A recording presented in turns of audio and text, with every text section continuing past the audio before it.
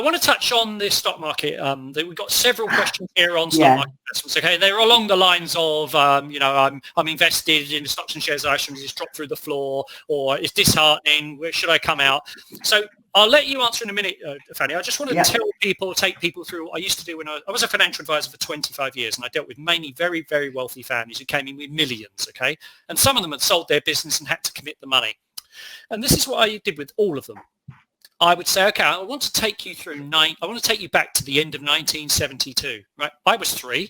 Fanny was probably not born. Always gets some brownie points. And 1972, let's pretend just at Christmas you invested, let's just say you invested £10,000. Right? Let's just take that number. That's everyone can sort of get their head around that. The end of 1973, there was a whole host of things that happened in the 70s, but mainly an oil shock and the war in the Middle East.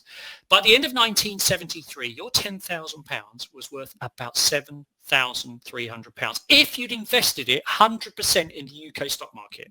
And let's just forget charges for a minute and tax, right? How you feeling? That is not nice, okay?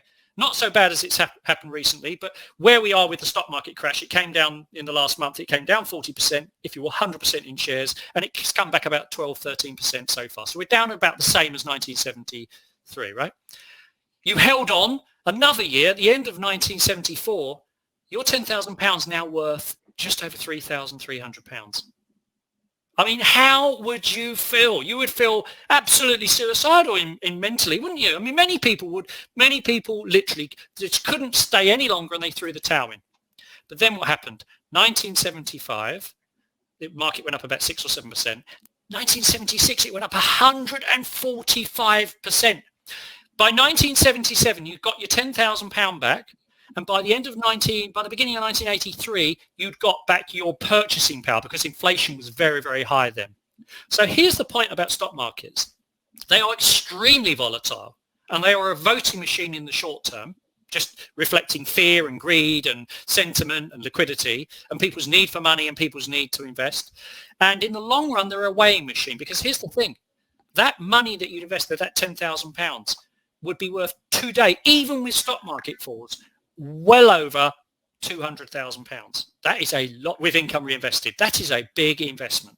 Now, the reality is that we experience these things in real time, and we think the world is going to hell in a handcastle, and we're all going to go back to black and white telly, 3 TV channels.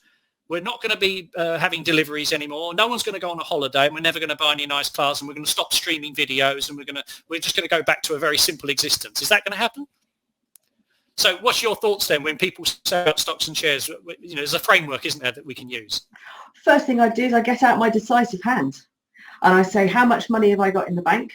Do I need the money that's invested? Do I have to have some more money? Am I going to run out?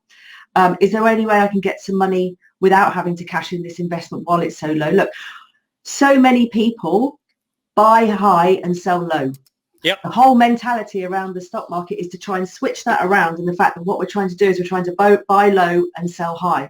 When you see all those what they call candles going up and down, all that is the number of buyers versus the number of sellers. It's got nothing to do with what the company's value is, etc. It's literally buying versus selling. And as the stock market goes down, it's people selling. So if you can afford, so whoever posted the question saying it's gone through the floor, I don't know what you're invested in. I'm not allowed to give you a financial advice. My investments have gone down too. I'm looking at mine possibly the same way as that you're looking at yours. We feel your pain, right? I feel your pain. Yeah. Absolutely. My own personal opinions at the moment, I'm saying to myself, do I need the money that I invested? My answer is no, I don't. If I did, I would possibly have to think about cashing in some of it if there was no other way that I could get money that was any cheaper. But my ideal is to leave it there, to wait for it to come back up. It's not if it comes back up, it's to wait for it to come back up.